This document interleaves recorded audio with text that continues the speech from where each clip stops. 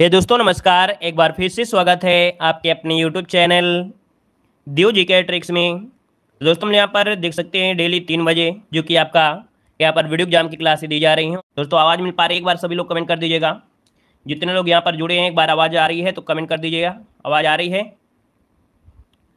चलिए भाई। साथ ही दोस्तों वीडियो एग्जाम की बेहतर तैयारी करने के लिए आप लोग हमारे ऐप से जुड़ सकते हैं, देव जीके ट्रिक ऐप, जो कि प्ले स्टोर में मिल जाएगा या डिस्क्रिप्शन बॉक्स में लिंक दे दी गई है, उससे क्लिक करके आप लोग जुड़ सकते हैं। वहाँ पर आपको कुछ फ्री पीडीएफ भी हैं, कुछ फ्री वीडियो भी हैं और कुछ पीडीएफ जो आपके यहाँ पर पैसे से आपको मिलेंगी, लेकिन पीडीएफ आपको एक नंबर की मिलेगी। यहाँ पर देख सकते हैं कि जैसे आपका यूपी स्पेशल आपका है और जो भी पॉइंट अभी तक पूछा गया है या पूछा जा सकता है संभावित, उसको यहाँ पर देखिए हाईलाइट भी किया गया है। यहाँ पर जीके की पीडीएफ आपको पॉइंट टू पॉइंट यहाँ पर आपको देखो समझाया भी गया है, पॉइंट टू पॉइंट यहाँ पर बता दिया गया है। जितने भी आपके आंदोलन वगैरह हैं बिल्कुल क्रमबद्ध तरीके से यहाँ पर समझाया गया है, चाहे वो आपका साइंस हो या आपका कोई भी टॉपिक है आपको मिलेगा।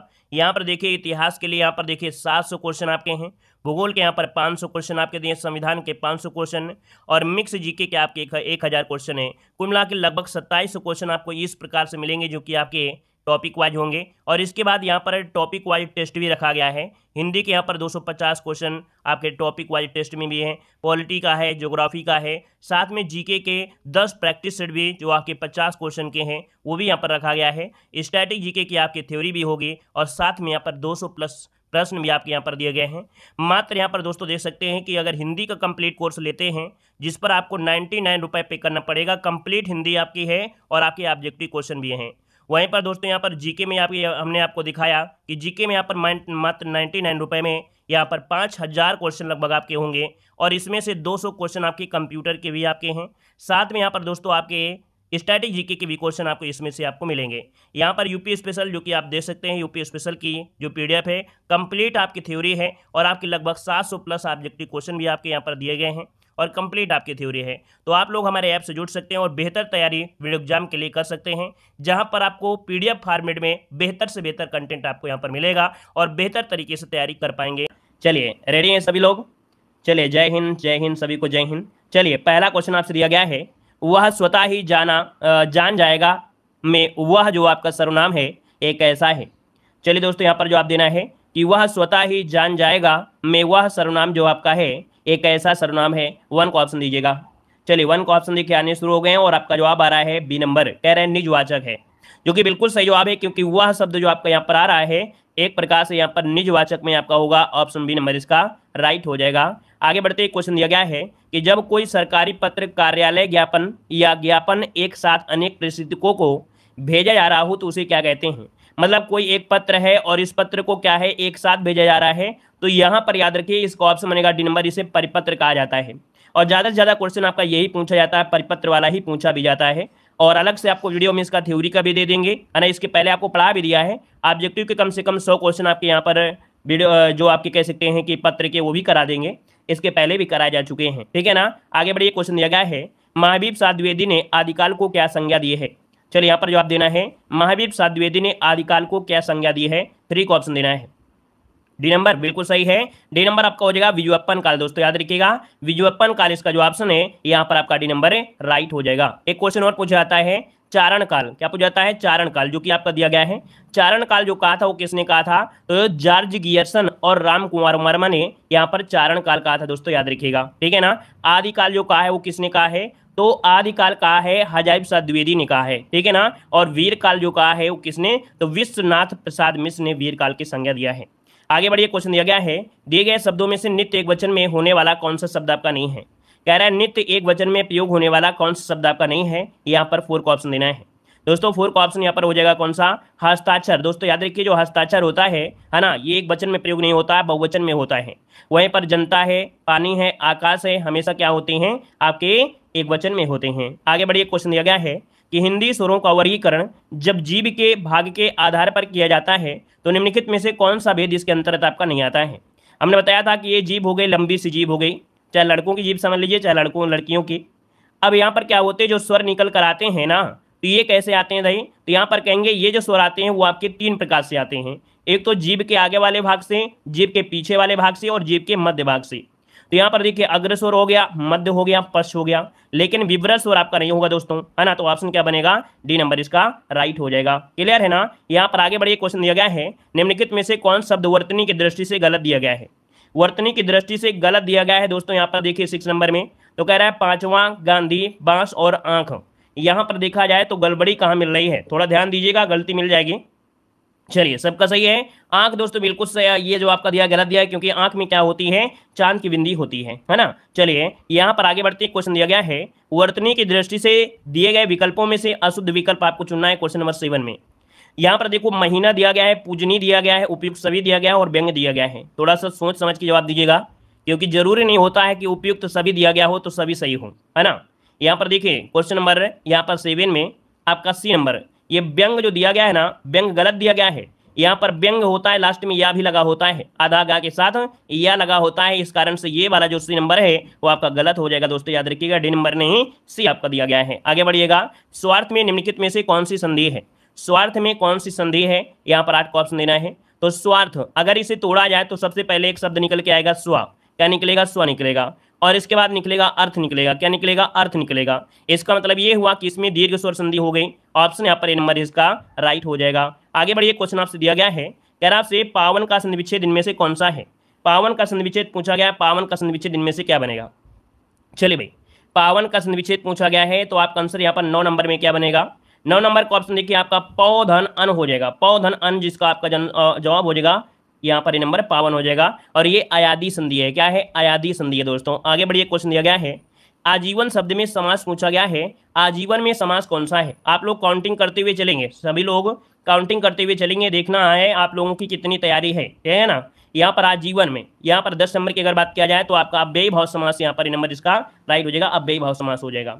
देखो जब भी कभी टेस्ट लगाते हैं तो एक बार सोचा करिए कि नहीं ये चीज़ हमारा एक फेवरेट सब्जेक्ट है और हिंदी में लगातार पढ़ा है, तो कम से कम आपका एक फेवरेट सब्जेक्ट ऐसा होना चाहिए जिसमें आप लोगों के अंदर एक ऐसी जिज्ञासा होना चाहिए कि नहीं हम फुल में फुल मार्क ला सकते हैं, फुल में फुल मार्क ला सकते हैं, ऐसा सब्जेक्ट आपको एक बार ये सोच के चलना है। तो इसमें अगर कोई गलती होती है तो आप उसको अच्छी तरीके से तैयारी करें, ठीक है ना। चलिए आगे बढ़िए, क्वेश्चन दिया गया है निम्नलिखित में से कौन सा कर्मधारय समास है। कर्मधारय समास की अगर बात करते हैं 11 नंबर में, तो देखिए यहाँ पर दिया गया है नील गगन, है ना।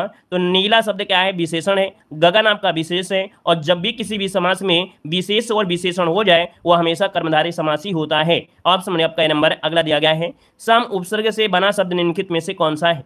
सम उपसर्ग से बना शब्द आपसे पूछा गया है, सम्राज्य है, सम्मुख है, सम्राट है, सामग्री है ना। अब देखा जाए तो आपके सामने आंसर आपका बिल्कुल दिया गया है सम्मुख, है ना। ऐसा क्वेश्चन ने कई बार पढ़ाया भी है, सम्मुख इसका आंसर जो है यहाँ पर भी नंबर है राइट हो जाएगा। सम वाले शब्द जैसे देखो क्या होते हैं, सम्मेलन, संयोग, संग्रह, संकल्प, संस्कार, संहार, संस्कृत, संग्राम, संरक्षण, इनमें हमेशा सम लगता है। आगे बढ़िए, क्वेश्चन दिया गया है परा उपसर्ग का अर्थ इनमें से क्या हो जाएगा।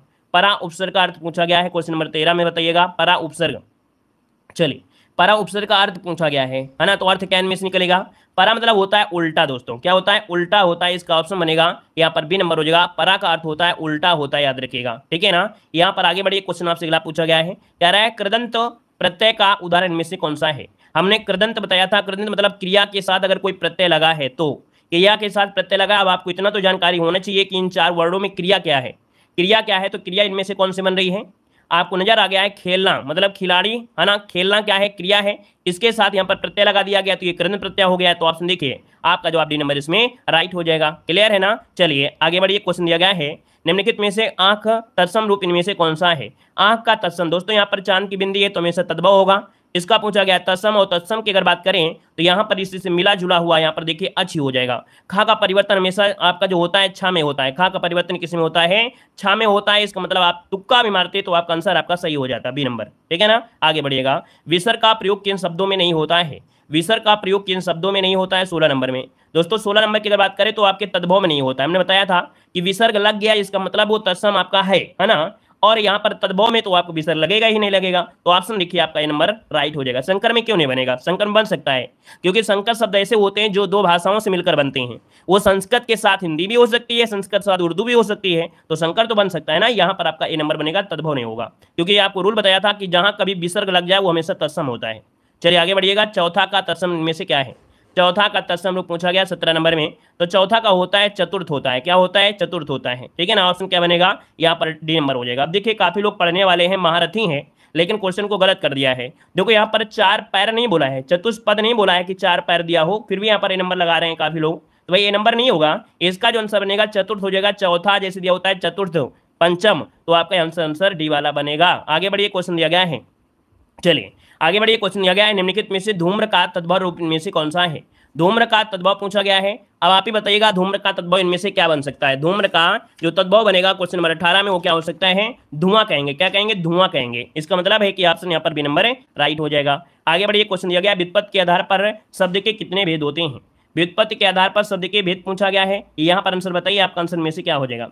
दोस्तों एक बार सभी लोग, जितने लोग जुड़ गए हैं, है ना, यहाँ पर सभी लोग भाई सपोर्ट जरूर करिएगा, वीडियो लाइक कर दीजिएगा जितने लोग जुड़े हैं, थोड़ा अच्छा लगने लगे। काफ़ी दिनों बाद क्लास भी आपकी यहाँ पर देखो लाइव भी हो रही है, और यहाँ पर आप लोग भी थोड़ा सा सपोर्ट करिए भाई, ठीक है ना, मज़ा थोड़ा सा हमें भी अच्छा लगने लगे कि क्लास में काफ़ी लोग हैं जो लगातार पढ़ने वाले हैं, तो भाई सभी लोग लाइक से जरूर कर दीजिए, ठीक है। चलिए देखो, व्युत्पत्ति के आधार पर शब्द के कितने भेद होते हैं? 19 नंबर में जवाब दीजिएगा। तो देखो व्युत्पत्ति के आधार पर होते हैं 3 प्रकार के। अब ये 3 प्रकार के होते हैं, कौन होते हैं?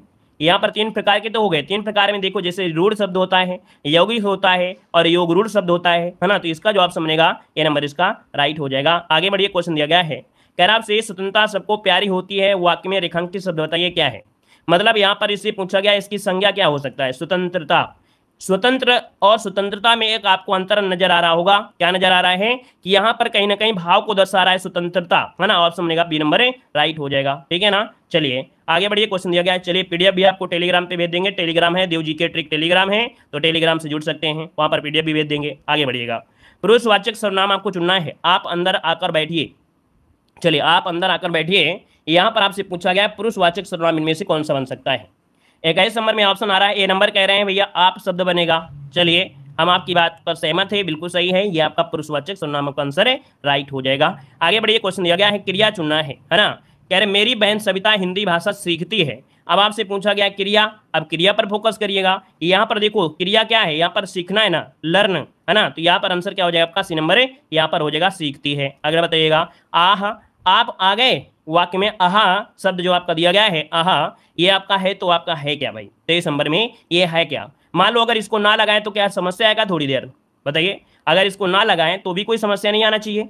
इसका मतलब ये हुआ कि ये अव्यय है ना, वाक्य को सुंदर बना रहा है, लेकिन इसका जो जरूरी कोई काम नहीं है। इसको सुंदर बनाने वाले जो शब्द होते हैं वाक्य अव्यय होते हैं, इनको हटा लेने से, जोड़ने से केवल थोड़ा परिवर्तन होता है, सुंदर होता है, हटा लेने से वाक्य गड़बड़ भी नहीं होता है, तो यहाँ पर ये अव्यय हो जाएंगे, ठीक है ना। चलिए वेरी गुड, कोई प्रॉब्लम नहीं होती है। अगला बताइएगा कि सीता सखियों सहित पुष्प वाटिका गई, वाक्य में रेखांकित अव्यय प्रयोग में से किस भेद का समुच्चय उदाहरण है?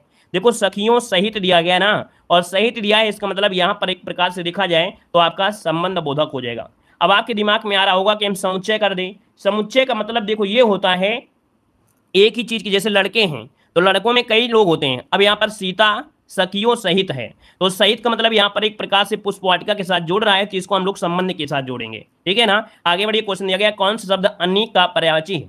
बहुत बार हमने पढ़ाया अनीक का पर्यायवाची। अनीक का पर्यायवाची होता क्या है? अनीक मतलब होता है सेना होता है। क्या होता है भाई? सेना होता है। इसको ऑप्शन बनेगा बी नंबर, इसका राइट हो जाएगा, सेना हो जाएगा, ठीक है ना। यहाँ पर आगे बढ़िए, क्वेश्चन दिया गया है, कामदेव का पर्यायवाची इनमें से कौन सा है? चलिए 26 को ऑप्शन देना है और नाक मत कटाइएगा, 26 को ऑप्शन में से क्या हो जाएगा? तो यहाँ पर देखिए आपका आंसर सी हो जाएगा, आपका मनोज हो जाएगा। क्या हो जाएगा? मनोज हो जाएगा। हमने बताया है कि जब भी कभी कामदेव आए तो ये आपको आंसर जरूर मिलेगा, ठीक है ना, और हमेशा पूछा भी जाता है। अगला दिया है, अग्रज का विलोम क्या होता है?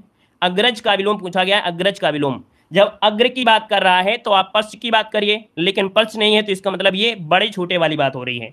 बड़े छोटे का मतलब ये हुआ, अग्रज मतलब बड़ा भाई और छोटा मतलब होता है अनुज, हो गया। आगे बढ़िए, क्वेश्चन दिया गया, दीर्घायु का विलोम क्या होता है? दीर्घायु, है ना, दीर्घायु का विलोम जो बनेगा इनमें से क्या हो जाएगा? 28 नंबर में अल्पायु बन जाएगा, अल्पायु, ठीक है। आगे बढ़िएगा, इस वर्ष हिंदी साहित्य की कुछ अवरुद्ध रही, रिक्त स्थान आपको भरना है। इस वर्ष हिंदी साहित्य की कुछ अवरुद्ध रही, मतलब देखा जाए यहाँ पर अगर प्रगति की बात किया जाए तभी तो अवरुद्ध वाला मैच कहेगा। इस वर्ष हिंदी साहित्य की प्रगति कुछ अवरुद्ध, अवरुद्ध मतलब यही तो समझ में आ रहा है ना, प्रगति लगा दिया जाए तो इसका मतलब है विकास नहीं होता है, कि विकास कोई मानव का विकास नहीं हो रहा है, घर का विकास नहीं हो रहा है ना। यहाँ पर हिंदी साहित्य की प्रगति हो रही है, मतलब ऑप्शन यहाँ पर बी वाला हो जाएगा। अगला पूछा गया है, गांधी जी का राम राज्य का सपना आज तक साकार नहीं हुआ। देखो यहाँ पर जो आंसर आपका 30 नंबर का है वो आपका साकार भरा जाएगा, बहुत बार पढ़ाया गया है। अगला दिया गया है, जिसका उपचार ना हो सके उसे क्या कहेंगे? चलिए, जिसका उपचार ना हो सके उसे क्या कहते हैं 31 नंबर में दोस्तों, इसे कहते हैं असाध्य कहते हैं। ऑप्शन बनेगा बी नंबर, असाध्य हो जाएगा। अगला दिया गया किसी तथ्य को जानने की इच्छा रखने वाला क्या कहलाता है? किसी तथ्य को जानने की इच्छा रखने वाला कहलाता है 32 नंबर में दोस्तों। 32 को ऑप्शन सी हो जाएगा आपका जिज्ञास। क्या बन जाएगा? जिज्ञास, जो कि ऑप्शन बनेगा यहाँ पर आपका सी हो जाएगा। ठीक है, जल्दीबाजी में गलती ना करें, थोड़ा सा ध्यान देने का प्रयास करें। वैष्णव तो हमने कभी बताया भी नहीं है ना, वैष्णव तो कभी बताया नहीं है ना, तुक्का मारा जा सकता है। और पढ़ने वाले बच्चे ऐसी गलतियां ना करें, ठीक है ना। जानने की इच्छा आपसे पूछा गया है, बिल्कुल साफ साफ है, यहाँ पर आपका जवाब हो जाएगा सी नंबर, जिज्ञास हो जाएगा। ठीक है ना। चलिए आगे बढ़िए, क्वेश्चन दिया गया है अंधेर नगरी का अर्थ इनमें से क्या होता है? अंधेर नगरी, यहाँ पर देखिए 33 नंबर में ऑप्शन क्या बनेगा? 33 को ऑप्शन बनेगा यहाँ पर ऑप्शन बी नंबर, अन्याय की जगह, है ना। बोलते हैं ना, जहाँ का राजा बेकार हो वहाँ की प्रजा गड़बड़ हो जाएगी। अगर राजा अच्छा है तो सब कुछ सही है। यहाँ पर देखो अंधेर नगरी का अर्थ होता है अन्याय की जगह, ऑप्शन बी हो जाएगा। आगे बढ़िए, क्वेश्चन दिया गया है चौकड़ी भूल जाना मुहावरे का सही अर्थ क्या होता है? चौकड़ी भूल जाना दोस्तों 34 का ऑप्शन क्या हो जाएगा? घबरा जाना, है ना। देखो कह रहा है बुद्धि काम में लाना, मूर्खता नाना, कभी कभी नाना, तो ये तो होगा नहीं। यहाँ पर देखिए घबरा जाना ऑप्शन यहाँ पर हो जाएगा सी नंबर, राइट हो जाएगा। आगे बढ़िए, क्वेश्चन दिया गया है अंधों में काना राजा रेखांकित का अर्थ बताना है। अंधों में काना राजा रेखांकित लोकोक्ति का सही अर्थ क्या है? 35 नंबर में। चलिए, अंधों में काना राजा दोस्तों यहाँ पर होता है गुणहीनों के बीच एक गुणवान व्यक्ति हो जाए, है ना। गुणहीनों के बीच एक गुणवान व्यक्ति, इसका मतलब ऑप्शन यहाँ पर नंबर राइट हो जाएगा। आगे बढ़िए, क्वेश्चन दिया गया है सलमा घर जाती है, वाक्य बताइएगा। सलमा घर जाती है कैसा वाक्य है? तो आप कहेंगे सर ना इसमें नेगेटिव सेंस दिया है, ना आज्ञा दिया है, ना इच्छा दिया है, इसका मतलब आपका सिंपल से जवाब है सरल वाक्य हो जाएगा। ठीक है ना। आगे बढ़िए, क्वेश्चन दिया गया है निम्नलिखित में से संयुक्त वाक्य आपको चुनना है। अब संयुक्त वाक्य की सिर्फ आपको पहचान मालूम होना चाहिए। पहचान में क्या होता है हमने बताया था, सिर्फ और सिर्फ और देखा जाता है। अधिकतम से अधिकतम यहाँ पर देखो दो वाक्यों को, उसने खाना खाया सो गया, तो दो वाक्यों को क्या कर रहा है? इसमें से जोड़ रहा है ना। तो यहाँ पर आपका और शब्द हो जाएगा सी नंबर। आगे बढ़िए, क्वेश्चन दिया गया है सही विकल्प का चयन करिएगा, जो शुद्ध होता है उसको जवाब दीजिएगा। तुम तुम्हारा होगा क्या भाई? तुम तुमका नहीं होगा, तुम तेरा, तुम अपना काम करो। देखिए ऑप्शन डी वाला आपका राइट हो जाएगा, है कि नहीं। यहाँ पर देखिए 38 का जो ऑप्शन है यहाँ पर आपका आंसर है डी नंबर हो जाएगा। आगे बढ़िए, क्वेश्चन दिया गया राम आम खाता है में वाक्य इनमें से कौन सा रूप है? राम आम खाता है, चलिए बताइएगा। राम आम खाता है वाक्य इनमें से बताइएगा। तो आप कहेंगे यहाँ पर जो बात हो रही है वो किसकी हो रही है? चलिए, यहाँ पर बात हो रही है राम आम खाता है ना, तो आपका जवाब हो जाएगा यहाँ पर कृत्यवाची हो जाएगा। यहाँ पर आंसर आपका सी नंबर है राइट हो जाएगा। आगे बढ़िएगा, उसने टेढ़ी चाल चली वाक्य में कौन सा कारक है? उसने टेढ़ी चाल चली, उसने टेढ़ी चाल चली, तो किसने चली? उसने चली। और उसने क्या है? उसने यहाँ पर कर्ता का काम कर रहा है, और कर्ता का काम कर रहा है, इसका मतलब आपका जवाब हो जाएगा कर्ता कारक हो जाएगा। समझ में आया ना। उसने टेढ़ी चाल चली नहीं, तो उसने यहाँ पर क्या कार्य कर रहा है? कर्ता का कार्य कर रहा है, तो आपका जवाब कर्ता कारक हो जाएगा। ठीक है ना। आगे बढ़िए, क्वेश्चन दिया गया है कि बिल्ली छत से कूद पड़ी कौन सा कारक है? बिल्ली छत से कूद पड़ी 41 नंबर में दोस्तों। 41 को ऑप्शन हो जाएगा आपका अपादान कारक हो जाएगा। और ऐसा क्वेश्चन बहुत पूछा जाता है कि पेड़ से बच्चा कूद पड़ा, पेड़ से डाली गिर गई, पेड़ से पत्ते गिर गए, बिल्ली छत से कूद पड़े, है ना, आसमान से, मतलब इस प्रकार से जो टपक जाने वाली बात होते हैं ना, वो अपादान होते हैं, जब अलग की बात होती है। आगे बढ़िएगा, इनमें से कौन सा पुल्लिंग शब्द स्त्रीलिंग शब्द में प्रत्यय लगाने से बना है?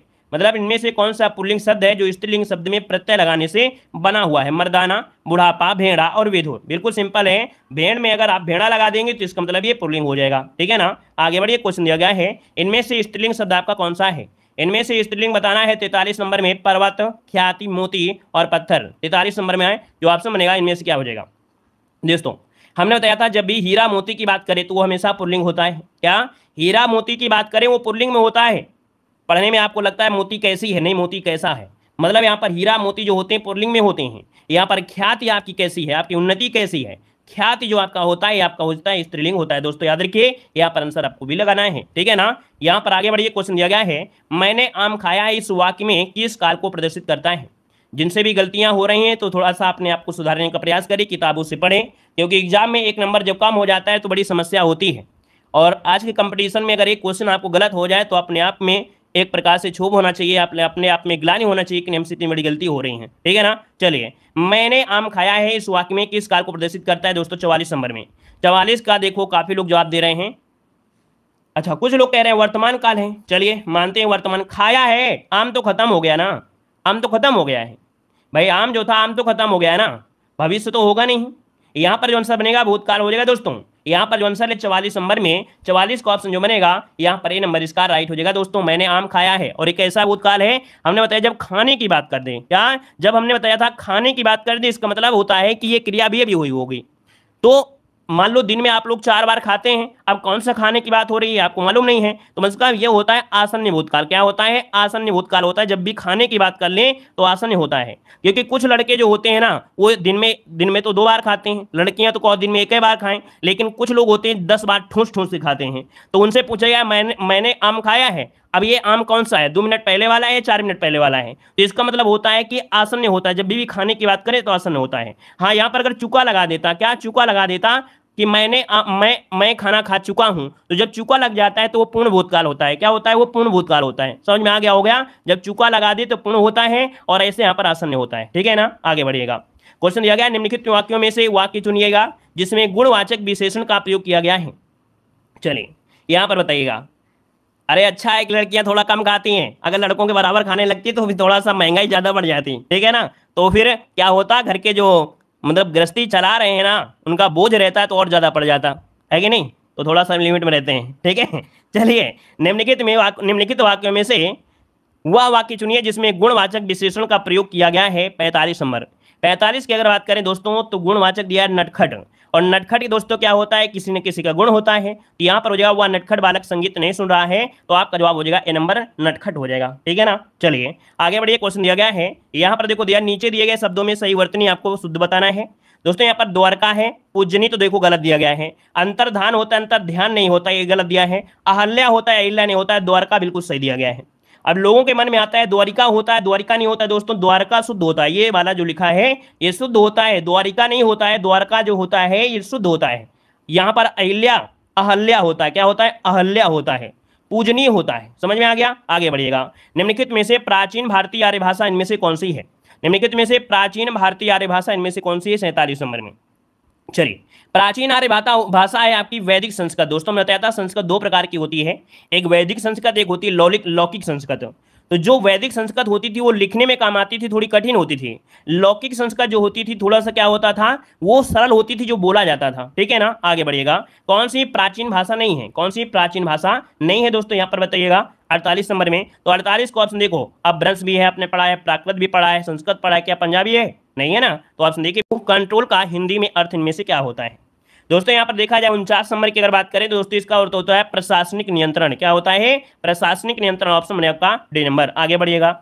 यदि हिंदी प्रश्नवाचक वाक्य का उत्तर हाँ या ना में दिया जाए तो उसका अंग्रेजी अनुवाद करते समय वाक्य शुरू करते हैं। मतलब कि यदि प्रश्नवाचक वाक्य का उत्तर हाँ या ना में दिया जाए तो उसका अंग्रेजी अनुवाद करते समय वाक्य शुरू होते हैं। ऐसे वाक्यों को क्या कहा जाता है? इन्हें कहते हैं क्या भाई? यहाँ पर बी नंबर हो जाएगा एक्सिलरी वर्ब। यहाँ पर आंसर आपका बनेगा बी नंबर ए, राइट हो जाएगा दोस्तों, बी नंबर ए राइट हो जाएगा। ठीक है ना? आगे बढ़िए। क्वेश्चन दिया गया है कि यहाँ 5 शब्द दिए गए हैं जिनमें से 4 किसी न किसी प्रकार से क्या है? समान है, और इनमें से एक भिन्न दिया है। इस भिन्न का आपको जवाब देना है। नेवला, ऊदबिलाव, शाही, चूहा, गिनी पिग, इनमें से बताइए भिन्न इनमें से कौन सा है 51 नंबर में।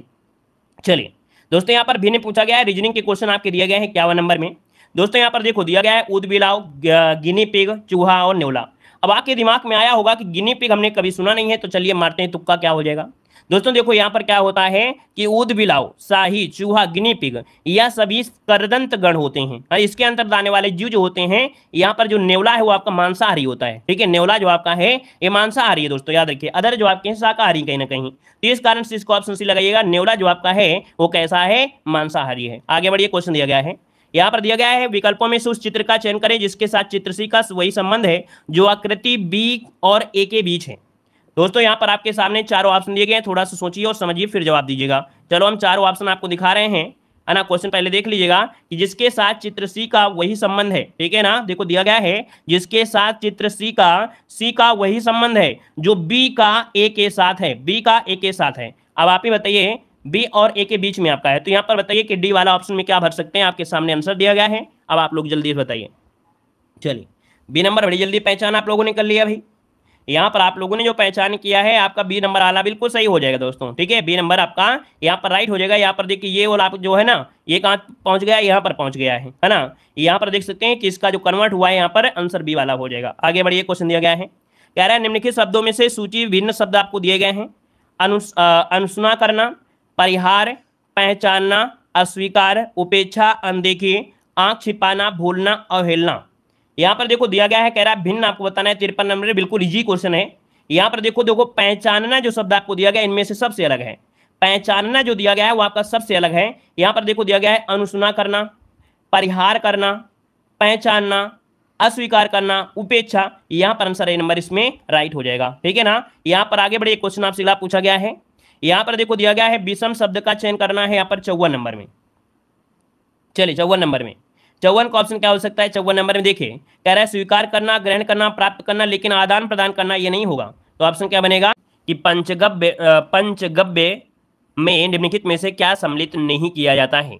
चलिए बताइएगा कि पंचगव्य में क्या सम्मिलित नहीं किया जाता है। यहाँ पर आंसर में से राइट क्या हो जाएगा? चलिए क्वेश्चन आपका आ रहा है 101 का डी नंबर दे रहे हैं तुलसी। दोस्तों यहाँ पर देखिए आपका एग्जाम में, पिछली बार एग्जाम में क्वेश्चन पूछा भी गया था। दोस्तों यहाँ पर जो आंसर आपका है, यहाँ पर डी नंबर आपका बिल्कुल सही है, तुलसी। देखो यहाँ पर क्या होता है कि गाय के दूध, दही, घी, मूत्र और गोबर से निर्मित पदार्थ को ये बोलते हैं पंचगव्य कहते हैं। ठीक है ना। यहाँ पर देखा जाए आयुर्वेद में इसे औषधि की मान्यता प्राप्त है। तो आपको याद रखिएगा तुलसी इसका हिस्सा नहीं है। तो ऑप्शन क्या बनेगा? यहाँ पर डी हो जाएगा।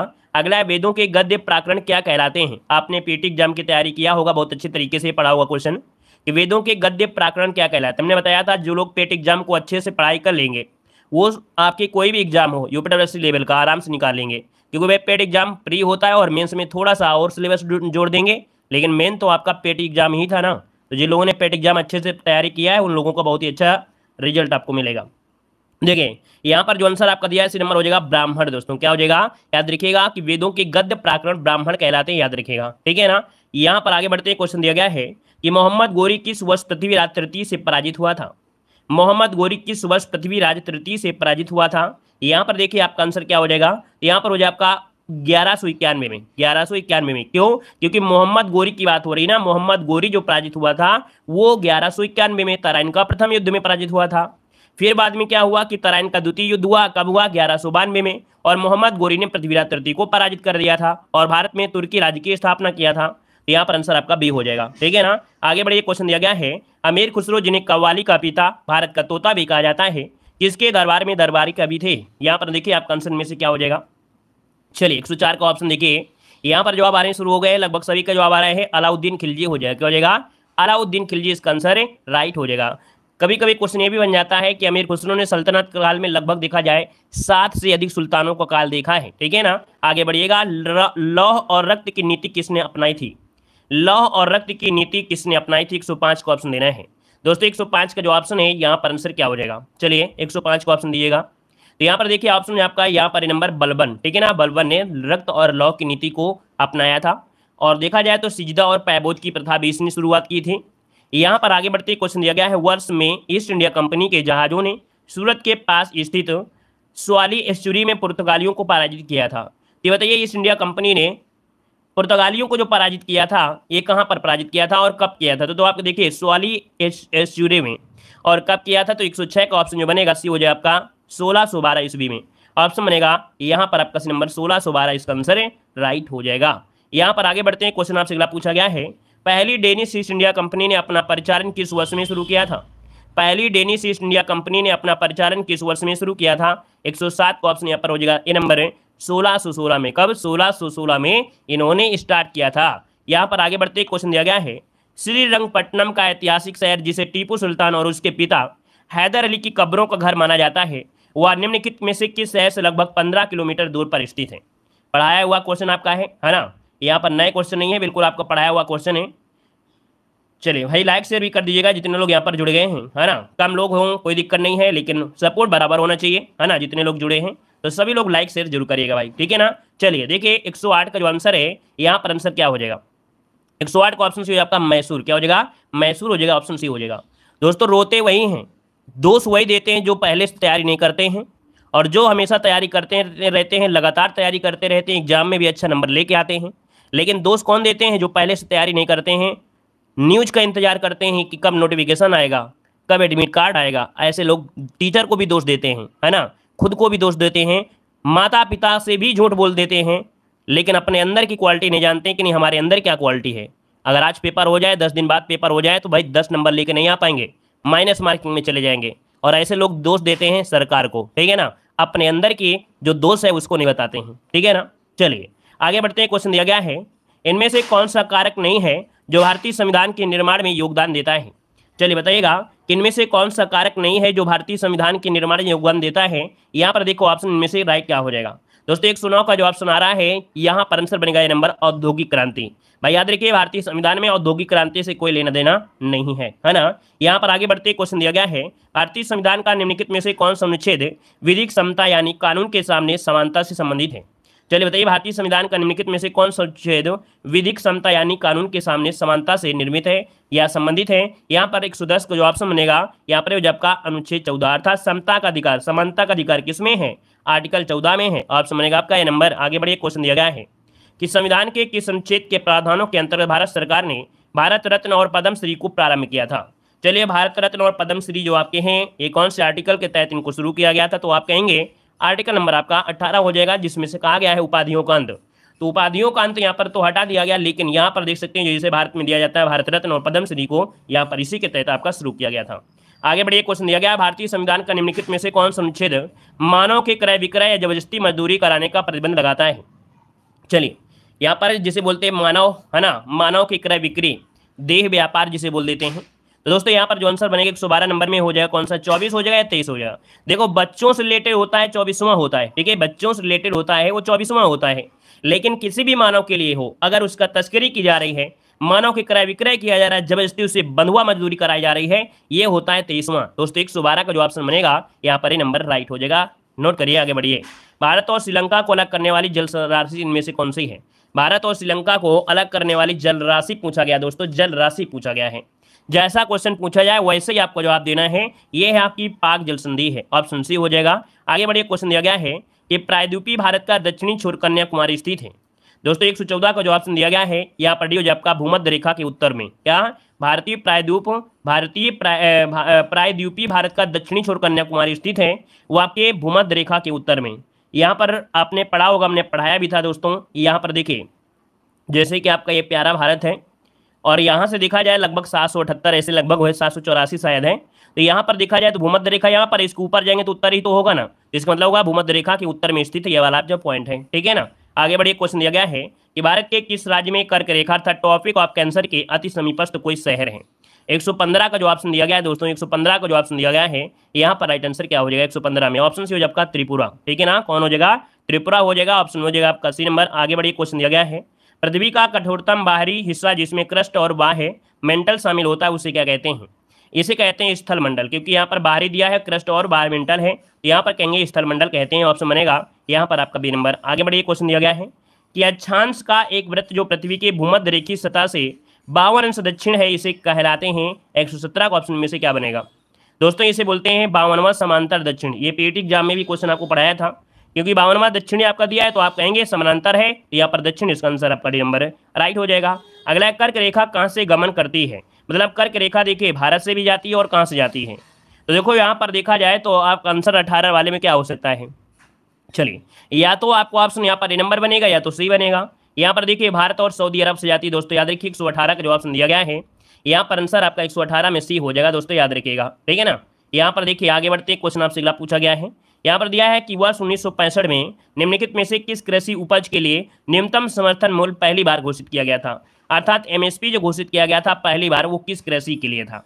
यहाँ पर इसका जो आंसर बनेगा सी हो जाएगा आपका धान के लिए। धान के लिए एमएसपी को जो लाया गया था वो आपके कब लाया गया था, सी नंबर इसका हो जाएगा आपके 1965 में से शामिल किया गया था, ठीक है ना। आगे बढ़िए क्वेश्चन आपसे अगला पूछा गया है निम्नलिखित में से कौन सी मिश्रित खेती की प्रमुख विशेषता है। निम्नलिखित में से कौन सी मिश्रित खेती की प्रमुख विशेषता है, 120 का ऑप्शन देना है। और यहाँ पर जो आंसर बनेगा सी हो जाए आपका दोस्तों, याद रखिएगा ये पशुपालन और फसल उत्पादन को एक साथ करना ही यहाँ पर मिश्रित खेती कहलाता है, ऑप्शन सी हो जाएगा। आगे बढ़िए क्वेश्चन दिया गया है इनमें से कौन भारत में कृषि विपणन के मुख्य दोषों में से एक नहीं है। इनमें से कौन भारत में कृषि विपणन के मुख्य दोषों में से एक नहीं है, 121 को ऑप्शन देना है दोस्तों। भंडारण की सुविधा की कमी, परिवहन की कमी, मार्केट इंटेलिजेंस की कमी, अनुकूल मंडी।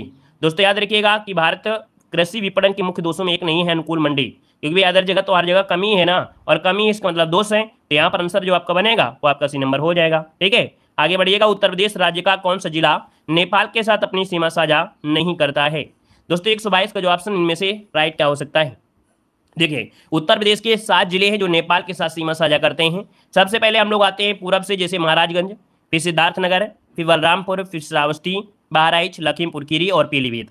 अब इसमें से आपको कौन सा ऑप्शन नहीं आया है, तो आप कहेंगे ऑप्शन सी नंबर सीतापुर नहीं आया है, यही इसका आंसर क्या हो जाएगा, राइट हो जाएगा। आगे बढ़िए, कौन सा विकल्प उत्तर प्रदेश के शहरों में से उन नदियों के साथ मेल खाता है जिसके किनारे वे शहर आपकी स्थित हैं। चलिए 123 का ऑप्शन देखिए, सबसे पहले गंगा, और गंगा नदी के किनारे बिठूर शहर है ना, बिठूर हो जाएगा ना। चलिए राप्ती की अगर बात करें गोरखपुर हो जाएगा, ठीक है, राप्ती गोरखपुर हो जाएगा। गोमती की अगर बात करते हैं जौनपुर हो जाएगा, ठीक है, जौनपुर गोमती नदी किनारे बसा है। और यहाँ पर देख सकते हैं सही जो बता है प्रतापगढ़ हो जाएगा, ठीक है। इस प्रकार से आपका आंसर है यहाँ पर हो जाएगा, ठीक है ना। देखिए आपका बी नंबर राइट हो रहा है। आगे बढ़िए, क्वेश्चन दिया गया है उत्तर प्रदेश में सबसे कम क्षेत्रफल वाला जनपद इनमें से कौन सा है।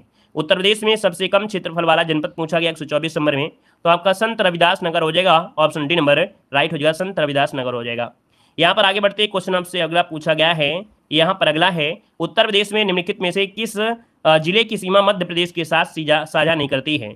दोस्तों पिछली बार एग्जाम 2018 में जो हुआ था उस समय यहाँ से क्वेश्चन वो पूछे गए थे कि उत्तर प्रदेश की जो सीमा है अर्थात जो बुंदेलखंड वाले क्षेत्र हैं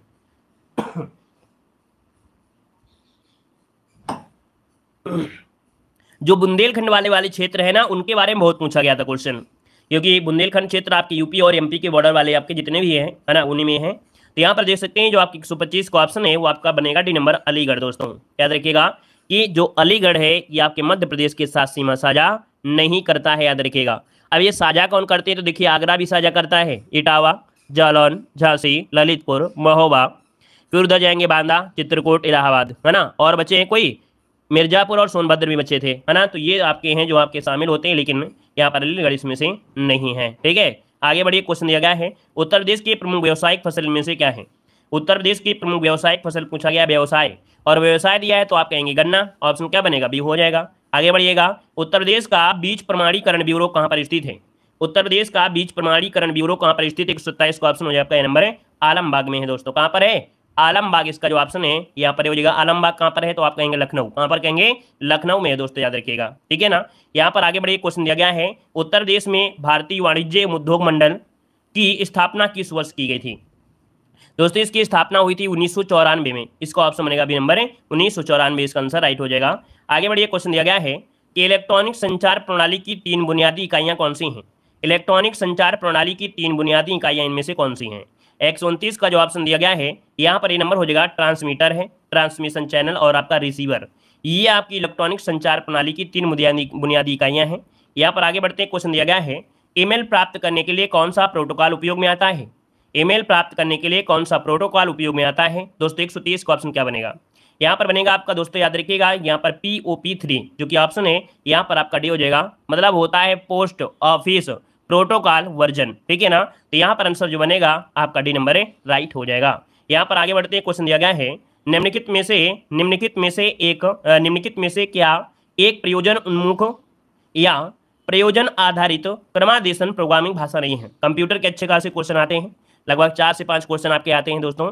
यहाँ पर 131 का ऑप्शन जो आपका सी हो जाएगा, ठीक है ना। यहाँ पर जो ऑप्शन आपका सी नंबर है ये आपकी क्रमादेशन या प्रोग्रामिंग भाषा आपकी नहीं है, यहाँ पर आंसर बनेगा आपका डी नंबर हो जाएगा। यहाँ पर आगे बढ़िए, क्वेश्चन आपसे अगला पूछा गया है, यहाँ पर देखो दिया गया है कि निम्नलिखित में से द्विधारी संख्याएं या संक्रिया परिणाम 1 0 1 0 1 1 दे गए हैं, प्रश्न में सभी संख्याएं द्विधारी प्रणाली में है। अब ये थोड़ा सा क्या हो जाएगा भाई, यहां पर देखा जाए तो यहां पर क्या हो सकता है,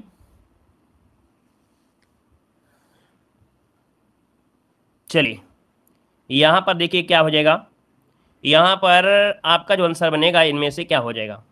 अब इसको सॉल्व करना पड़ता है भाई, देखिए 132 का जो ऑप्शन बनेगा बी हो जाएगा, ये यहाँ पर आपका बनेगा। अब इसको सॉल्व करने के लिए एक तरीका होता है कि बाइनरी को घटाने वाला नियम होता है, 0 में 0 करेंगे तो 0 आएगा, 1 में 0 घटाएंगे तो 1 आएगा, 1 1 में घटाएंगे तो 0 आएगा, और 0 में -1 करेंगे तो 1 आएगा, मतलब इस प्रकार से घटाया जाता है, तो ऑप्शन बी हो जाएगा। यहाँ पर देखिए आगे बढ़ते हैं, क्वेश्चन आपसे दिया गया है, कह रहा है निम्नलिखित में से किस द्विधारी संख्या का परिणाम 1 1 1 0 1 0 होगा।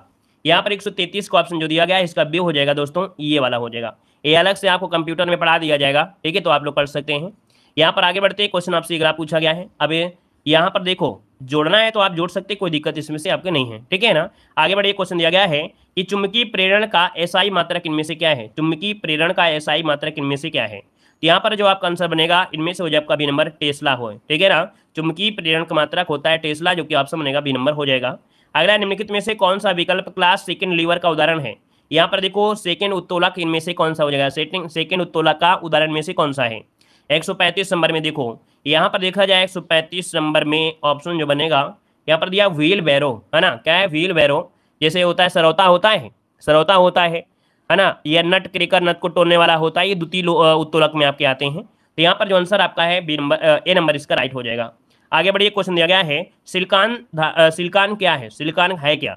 136 को ऑप्शन बनेगा दोस्तों ए नंबर, उपधातु है। सिलिकॉन जो आपकी है यहाँ पर उपधातु है, ठीक है ना। यहाँ पर आगे बढ़ते क्वेश्चन दिया गया है कि धातु की उच्च शुद्धता प्राप्त की जा सकती है। आगे बढ़िएगा, निम्नलिखित में से कौन सा विकल्प शरीर का सबसे बड़ा आंतरिक अंग होता है। शरीर का सबसे बड़ा आंतरिक अंग पूछा गया है।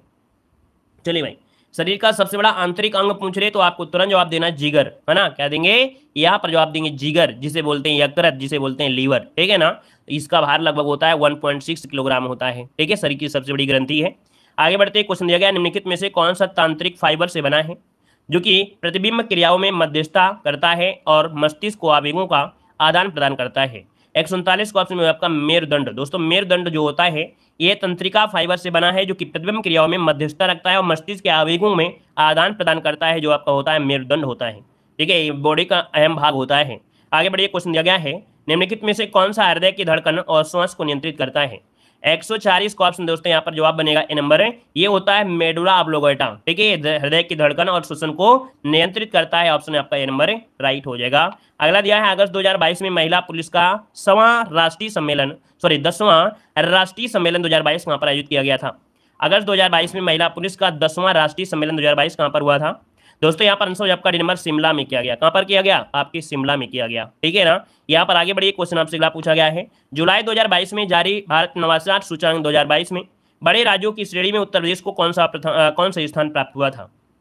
चलिए, भारत नवाचार सूचकांक 2022 में बड़े राज्यों में उत्तर प्रदेश का जो स्थान मिला है ये मिला है 7वां दोस्तों, याद रखिए, इसमें से 7वां स्थान मिला है, याद रखिएगा। बड़े राज्यों में देखा जाए तो सबसे पहला स्थान कर्नाटक का है, फिर तेलंगाना का है, फिर हरियाणा का है, ठीक है।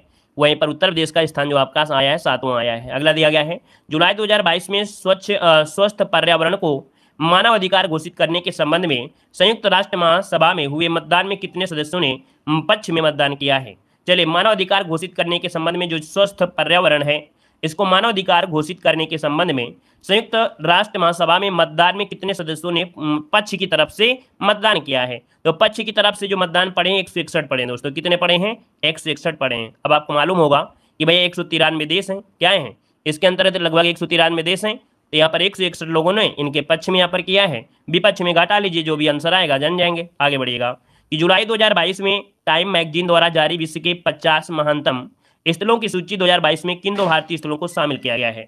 दोस्तों यहाँ पर देखा जाए तो आपका जवाब हो जाएगा बी नंबर, अहमदाबाद और केरल। किससे शामिल किया गया है, तो आपके अहमदाबाद और केरल को शामिल किया गया है दोस्तों, याद रखिएगा, ठीक है। अहमदाबाद उच्च शिक्षा के लिए और केरल जो आपका है इको टूरिज्म हॉट स्पॉट के लिए शामिल किया गया है। यहाँ पर आगे बढ़ते हैं, क्वेश्चन दिया गया है, अगस्त 2022 में संपन्न प्रो कबड्डी लीग सत्र 2022 सीजन जो 9 है की नीलामी में बिकने वाली सबसे महंगी खिलाड़ी का नाम इनमें से कौन सा है। चलिए भाई, यहाँ पर सबसे महंगी खिलाड़ी है पवन सेहरावत, ठीक है। पवन सेहरावत सबसे महंगी खिलाड़ी हैं दोस्तों और इन्हें 2.26 करोड़ रुपए में खरीदा गया है दोस्तों, याद रखिएगा। यहाँ पर आगे बढ़ते एक क्वेश्चन दिया गया है, अगस्त 2022 में कौन वैज्ञानिक एवं औद्योगिक अनुसंधान परिषद की पहली महिला महानिदेशक नियुक्त हुई है। चलिए, अगस्त 2022 में कौन वैज्ञानिक और औद्योगिक अनुसंधान परिषद की पहली महिला महानिदेशक नियुक्त हुई हैं। देखिए यहाँ पर आंसर हो जाए आपका, इनका नाम है नल्ला थम्मी कलाई, पर आंसर ए नंबर राइट हो जाएगा। यहाँ पर ए नंबर राइट हो जाएगा, ठीक है ना। और इन्होंने क्या किया है, काम किया था लिथियम बैटरी विशेष काम किया था, ठीक है। आगे बढ़िएगा, 31वां ब्याज सम्मान किसे प्रदान किया जाएगा। तो 31वां ब्याज सम्मान है दोस्तों, यहाँ पर देखिए आपका है कौन सा, 31वां कौन हो जाएगा। चलिए 31वां पूछा है भैया, 30वां नहीं पूछा है। 30वां होता है तो हम राम दरस मिश्र लगा देते, लेकिन यहाँ पर 31वां पूछ लिया है और 31वां पूछ लिया है दोस्तों, याद रखिएगा। ये अगस्त 2022 में घोषणा हुई है, ठीक है ना। अब भूल जाइए वो समय चला गया जब 30वां आप लोग पढ़ते थे। अब समय आ गया है अगस्त महीना, अगस्त महीने के बाद की करंट अफेयर में है। तो अगस्त 2022 में के बिरला फाउंडेशन के द्वारा 2021 का जो 22 में दिया जाएगा वो आपका है भैया, इनका नाम है असगर वजाहत। ऑप्शन डी हो जाएगा असगर वजाहत है दोस्तों, याद रखिएगा। और ये सम्मान इनको क्यों दिया जाएगा, इनका एक नाटक था महाबली, क्या महाबली, महाबली के लिए ये आपका दिया जाएगा दोस्तों, महाबली के लिए ये प्रदान किया जाएगा। ठीक है ना, आगे बढ़िएगा। जुलाई 2022 में केंद्र सरकार ने न्यूनतम समर्थन मूल्य एमएसपी को और अधिक पारदर्शी और प्रभावी बनाने के लिए किसकी अध्यक्षता में एक समिति का गठन किया गया है? हाँ, जिस हिसाब से आप पूछ लीजिए, अजगर कर लीजिए, कोई दिक्कत नहीं है। ठीक है, अपने याद करने के तरीके में कुछ भी शामिल कर सकते हैं, महाबली अजगर, है ना, ऐसे याद रहेगा। महाबली नाटक के लिए अजगर को मिला, ऐसे कर सकते हैं, या डॉक्टर असगर वजह। ठीक है, चलिए दोस्तों, 148 को ऑप्शन सी हो जाए आपका, संजय अग्रवाल है। याद रखिएगा, एमएसपी को और अधिक पारदर्शिता बनाने के लिए एक अध्यक्षता में यहाँ पर समिति का गठन किया है, संजय अग्रवाल की अध्यक्षता में। अगला है कि वर्ष 1962 में प्रकाशित पुस्तक साइलेंट स्प्रिंग, जिससे विश्व के पर्यावरण आंदोलन की गति मिली है, इसके लेखक कौन से हैं? चलिए, साइलेंट स्प्रिंग जिससे विश्व के पर्यावरण आंदोलन को गति मिली है, इसके लेखक पूछा गया है। यहाँ पर सी आपका रेचल कार्सन ऑप्शन सी हो जाएगा। अगला दिया है नगरीकरण और एवं औद्योगिकरण हानिकारक है। नगरीकरण और औद्योगिकरण हानिकारक है, क्यों हानिकारक है भाई? इसका भी रीजन क्या है? तो संतुलित विकास के लिए, पर्यावरण पारिस्थितिकी के लिए, जैव विविधता के संरक्षण के लिए उपयुक्त में से सभी। ऑप्शन बनेगा आपका डी नंबर। धन्यवाद, जय हिंद, वंदे मातरम। लाइक शेयर करते रहिए, ठीक है ना।